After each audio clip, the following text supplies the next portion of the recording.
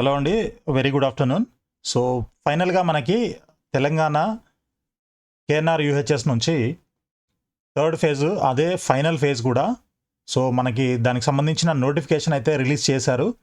So, ఒక్కసారి మనము ఆ నోటిఫికేషన్ ఏముంది, ఏంటి అనేది ఒకసారి ఫైనల్‌గా చెక్ చేసే ప్రయత్నం చేద్దాము. సో, ఇక్కడ చూడండి, MBBS admissions under competent authority quota for the academic year 2025-26. So, competent authority మీకు తెలుసు A category. So, notification for exercising web options for mop up phase of counselling. So, ఇదే మనకి ఫైనల్ ఫేజ్ అవ్వచ్చు. సో, థర్డ్ రౌండ్ అంటారు, లేదంటే mop up round అని కూడా అంటారు, లేదంటే ఇంకా అంటే సీట్లు మిగలకపోతే ఇదే లాస్ట్ రౌండ్ కూడా అవుతుందన్నమాట.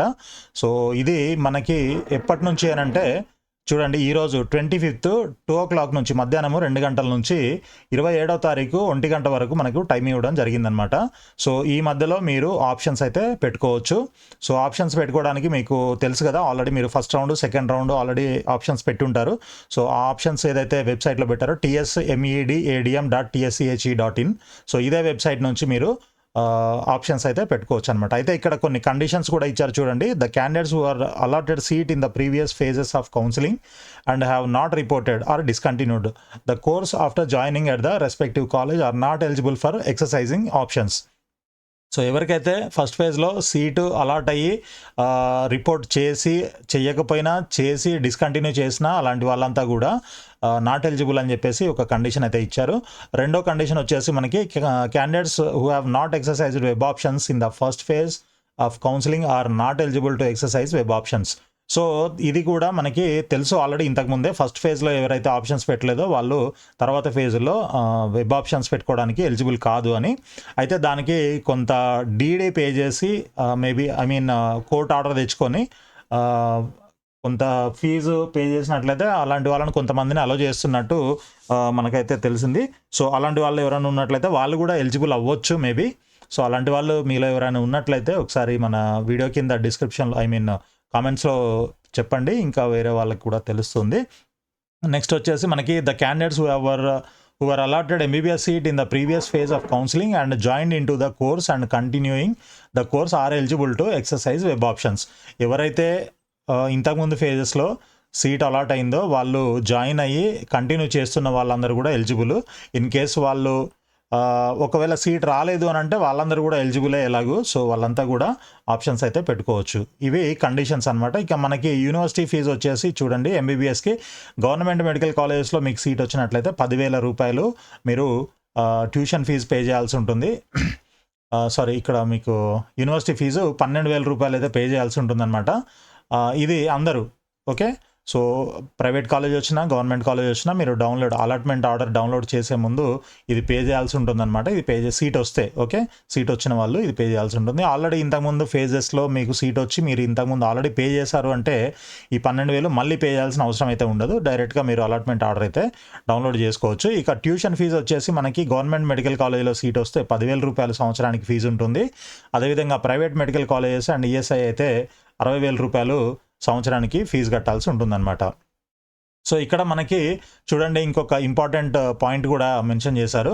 So, CMR institute of medical సైన్సెస్లో మనకి 150 నుంచి 250 సీట్లు పెంచడం, అంటే 150 నుంచి 250కి పెంచారనమాట. ఒక 100 సీట్లు ఇక్కడ పెరిగాయి.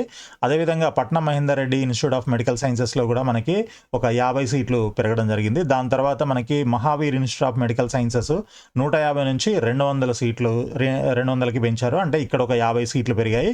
నోవా ఇన్స్టిట్యూట్లో మనకి ఒక 50 సీట్లు పెరగడం జరిగింది. తర్వాత సురభిలో కూడా మనకి ఇంకొక 50 ఎన్నైనాయి, ఇవి 4 1 2 3 4 50లు 200 ప్లస్ ఇది ఒక 100 300 సీట్లు ఓకే. సో, దాంతోపాటు ఇక్కడ ఇంకొక నోట్ ఇచ్చారు. ఈ నోటు ఆల్రెడీ మనకు తెలుసు. Out of the total enhanced MBBS seats 50% of seats are shown under competent authority quota. Remaining 50% seats are shown under management quota. Management కోటాలో మళ్ళీ మనకి B category and C category అని ఉంటాయి. 35-15% చొప్పున అవి మనకి డివైడ్ చేసి ఇస్తారనమాట ఓకే. సో, దాని తర్వాత మనకి ఇంకొక point, admitted candidates are not permitted to withdraw or discontinue from the course after mop up phase of counselling.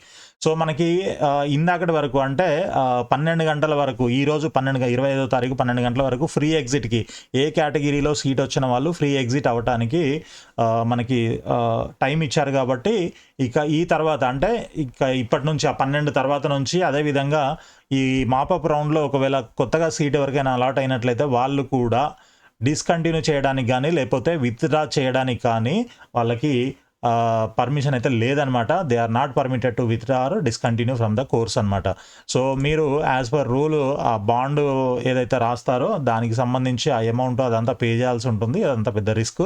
కాబట్టి మీరు ఆలోచించుకోండి, ఒకవేళ మీకు ఇంకా వేరే ఏదైనా వస్తుందా, లేకపోతే బి కేటగిరీలో సి కేటగిరీలో ట్రై చేస్తున్నారు ఇలాంటివి అంటే ఏలో వస్తే వేరే దానికి వెళ్ళరు అనుకోండి. బట్ ఒకటి ఏంటంటే ఏలో ఇక్కడ వచ్చింది, లేదంటే ఇక్కడ మన ఆల్ ఇండియా కోటాలో వచ్చింది, ఇక్కడ కూడా ట్రై చేస్తున్నారు అనుకోండి. అలాంటి సిచ్యువేషన్స్లో లేదనంటే ఇంకా వేరే ఏదైనా సినారియోస్ ఏమైనా ఉంటే మీరు అట్లా విత్డ్రా చేసుకోవడానికి అయితే ఛాన్స్ లేదు. ఓకే, నెక్స్ట్ వచ్చేసి ఓన్లీ ఇంపార్టెంట్ పాయింట్స్ మాత్రమే చూస్తున్నాను. మీరు కావాలనంటే మొత్తం ఈ నోటిఫికేషన్ అంతా గో త్రూ అవ్వచ్చు. So if A candidate is allotted A seat in MBBS course as per his are web options in this phase and does not join the course, penalty clause shall be applicable, including the penalty amount of 20 lakhs and debarment for 3 years to prevent the seat blocking. So మీకు ఈ mop up రౌండ్లో seat వచ్చి మీరు join అవ్వకపోతే okay, మీకు 20 లక్షల penalty, అదేవిధంగా మీరు ఒక 3 years వరకు డిబార్ చేయబడతారనమాట. మళ్ళీ MBBS కౌన్సిలింగ్లో మీరు పార్టిసిపేట్ చేయడానికి ఉండదు తెలంగాణలో. ఓకే, సో ఇది మెయిన్ ఇంపార్టెంట్ పాయింట్ అనమాట. ఇది జాగ్రత్తగా గుర్తుపెట్టుకోండి. సో MBBS సీట్ వస్తే ఎవరు వదలరు అనుకోండి. బట్ ఎనీవే మీరు అంటే కండిషన్ ఉంది కాబట్టి నేను చాలా క్లియర్గా మీకు ఎక్స్ప్లెయిన్ చేస్తున్నాను. నెక్స్ట్ వచ్చేసి if candidates are not interested to join in any college they should not exercise web options for the same. మీరు ఇంట్రెస్ట్ లేకపోతే ఒకవేళ, సో ఇప్పుడు కొంతమంది ఎలాగనంటే ఏ కేటగిరీలో ఏదో లాస్ట్ కాలేజీలో వస్తుంది, బట్ అది ఇంట్రెస్ట్ లేదు, నేను డబ్బులు కట్టైనా సరే బి కేటగిరీలో వేరే మంచి కాలేజీకి వెళ్తాను అని అనుకుంటే ఇందులో వచ్చినా తీసుకోను అనుకుంటారు కదా, అలాంటి వాళ్ళు అసలు పెట్టకపోవటం బెటర్ అని చెప్పేసి ఈ పాయింట్ ఎక్స్ప్లెయిన్ చేస్తుందన్నమాట.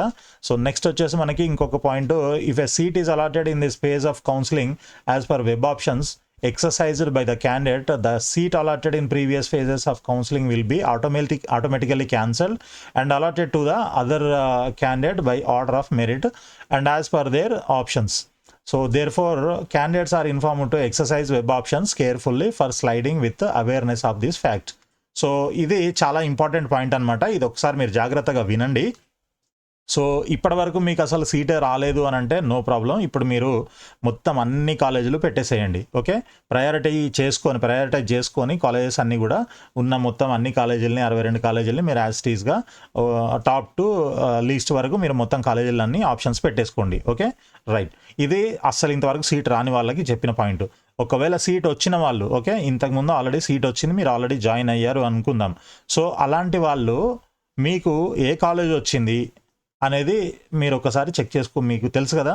సో ఆ కాలేజ్ కంటే బెటర్ కాలేజెస్ అనుకున్నవి మాత్రమే మీరు ఆప్షన్స్లో, అవి కూడా ఒక సపోజ్ మీకు ఏదో కాలేజీలో వచ్చింది, ఆ కాలేజ్ కంటే ఇంకొక 10 కాలేజీలు చాలా బెటర్గా ఉన్నాయి, ఇంకా అవి కాకుండా ఇంకా వేరేవనంటే ఇప్పుడు ఆల్రెడీ నాకు వచ్చిన కాలేజ్ కంటే అవి అంత బాగా లేవు అని మీకు అనిపిస్తే, సో మీరు ఆ 10 కాలేజెస్ మాత్రమే పెట్టండి. ఆ 10 కాలేజెస్ కూడా ప్రయారిటైజ్ చేసుకొని పెట్టండి టాప్ టు బాటమ్ వరకు.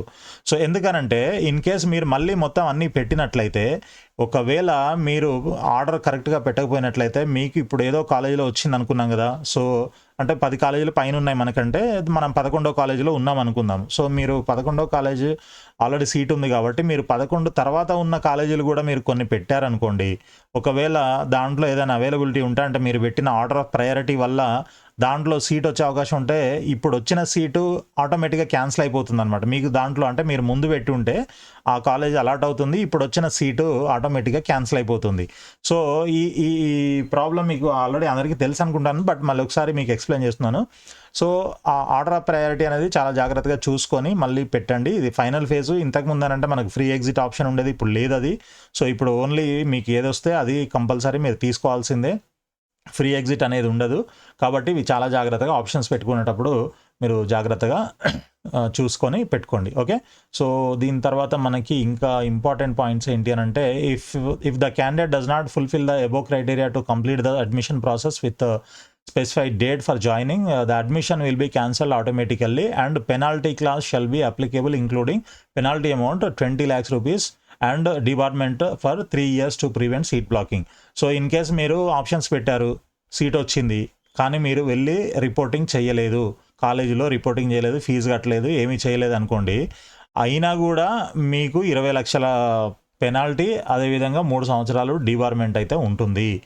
కాబట్టి మీరు వెళ్ళను అని అనుకుంటే అసలు పెట్టకండి ఆప్షను. లేదు వెళ్తాను, నాకు ఎంబీబీఎస్ సీట్ కావాల్సిందే, ఎట్టి పరిస్థితులలో నేను ఏదో ఒక దాంట్లో అయితే ఎంబీబీఎస్ సీట్లో జాయిన్ అవుతాను, కాలేజీలో జాయిన్ అవుతాను అనుకుంటే మాత్రం ఖచ్చితంగా మీరు ఆప్షన్స్ అయితే మొత్తం అన్నీ పెట్టండి. ఇప్పటివరకు సీట్ రాని వాళ్ళు అయితే మొత్తం పెట్టండి, సీట్ వచ్చిన వాళ్ళు అయితే మీకు వచ్చిన దానికంటే బెటర్ కాలేజీలు మాత్రమే ఆప్షన్స్లో పెట్టుకోండి, అది కూడా ప్రయారిటైజ్ చేసుకొని. ఓకే, నెక్స్ట్ ఇంకొక పాయింట్ ఏంటంటే, if the candidate slides to other college during mop up phase of counselling in colleges affiliated to KNR UHS, the original certificates will be sent to the medical college concerned after the closure of admission.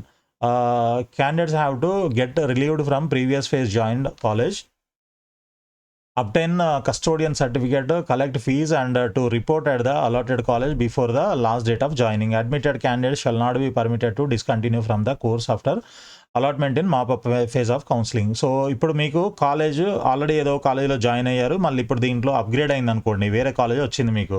So అక్కడికి వెళ్ళి అక్కడ సర్టిఫికేట్లు, fee అవన్నీ కూడా తీసేసుకొని మళ్ళీ వచ్చి ఇక్కడ జాయిన్ అవ్వాలన్నమాట. ఇన్ కేస్ మీరు అలా జాయిన్ కాకపోయినా కూడా మీకు మళ్ళీ ఆ 20 లక్షల పెనాల్టీ, 3 సంవత్సరాల డిబార్మెంట్ అనేది అప్లికేబుల్ అవుతుంది. కాబట్టి చాలా జాగ్రత్తగా మీరు ఈ ఫేజ్ అయితే హ్యాండిల్ చేయాల్సి ఉంటుంది. The university fee once paid shall not be refunded under any circumstances. So మీరు ఏదైతే 12,000 రూపాయలు పే చేస్తారో అది ఎట్టి పరిస్థితుల్లో మీకు వాపస్ ఇవ్వడం జరగదు అనేసి చెప్తున్నారు.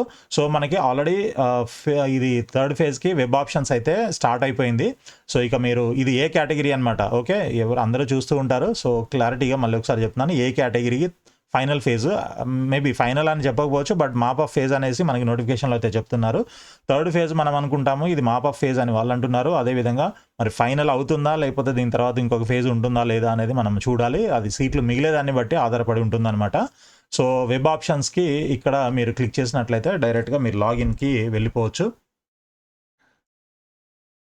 సో ఇలా మనకి ఇన్స్ట్రక్షన్స్ వస్తాయి. ఇక్కడ లాగిన్ అడుగుతుంది, NEET roll number, all India rank, mobile number, registration number ఇవి ఎంటర్ చేసినట్లయితే మీరు డైరెక్ట్గా లాగిన్ అవుతారు. అక్కడ మీరు ఆప్షన్స్ అయితే పెట్టేసుకోవచ్చు అనమాట. Okay, right. ఆ తర్వాత ఇక నోటిఫికేషన్ అయితే ఇక్కడ ఉంది మనకి. మీకు ఇది లింక్ కూడా నేను మన వీడియో కింద డిస్క్రిప్షన్లో ఇస్తాను. తర్వాత procedure to web options, list of colleges అయితే ఇక్కడ మనకి ఇవ్వడం జరిగింది. ఈ లిస్ట్ ఆఫ్ కాలేజెస్ కూడా మీరు కావాలంటే చెక్ చేసుకోవచ్చు. ఓకే, సో ఇవన్నమాట. మొత్తం మనకి 62 కాలేజీలు ఉంటాయి. ఓకే, సో ఇందాక చూపించిన దాంట్లో మనకి కాలేజెస్లో ఏ కాలేజీలో సీట్లు పెరిగాయి ఏంటి అనేది ఇక్కడ మనకి లిస్ట్ ఇచ్చారు కదా. 5 కాలేజీల్లో సీట్లు పెరిగాయి అని చెప్పేసి, సిఎంఆర్, పట్నం మహేందర్ రెడ్డి, మహావీరు, నోవా, సురభి. ఓకే, వీటిల్లో మనకి సీట్లు పెరిగాయి. అండ్ నీలిమాలో కూడా పెరిగాయి సీట్లు. కాకపోతే ఆ నీలిమా ఏ కేటగిరీలో ఉండదు, అది బి అండ్ సి కేటగిరీలో ఉంటుంది. సో మేనేజ్మెంట్ కోటాకి సంబంధించిన నోటిఫికేషన్ ఏదైతే థర్డ్ ఫేజ్కి సంబంధించింది రిలీజ్ చేస్తారో దాంట్లో అది ఉంటుందన్నమాట. సో అది ఈ ఏ కేటగిరీలో అయితే ఉండదు. సో నెక్స్ట్ మీరు బి కేటగిరీ వాళ్ళు ఎవరైతే ఉంటారో వాళ్ళకి సంబంధించి ఉంటుందన్నమాట. ఓకే, సో ఇది మనకి ప్రస్తుతానికి ఉన్నటువంటి update. So all the best అండి. మీరు 27th మధ్యాహ్నము 1 o'clock వరకు మీరు ఆప్షన్స్ పెట్టుకోవడానికి అయితే ఛాన్స్ ఉంది. అంటే మండే రోజు అనమాట. ఓకే, ఈ రోజు నుంచి Saturday, Sunday and Monday afternoon 1 o'clock వరకు. సో 1 తర్వాత మనకి ఒక 3-4 అవర్స్లో మనకి ఈవినింగ్ వరకు రిజల్ట్స్ కూడా వచ్చేస్తాయి. సో మీరందరూ కూడా జాగ్రత్తగా ఆప్షన్స్ అయితే పెట్టండి, ఎక్కడ ఎటువంటి మిస్టేక్స్ అయితే చేయకండి దయచేసి. Okay, so all the best అండి. Thank you so much. వీడియోని లైక్ చేసి మీ ఫ్రెండ్స్ కూడా షేర్ చేయండి. అదేవిధంగా మన ఛానల్ని సబ్స్క్రైబ్ చేసి ఫాలో చేస్తూ ఉండండి. Thank you.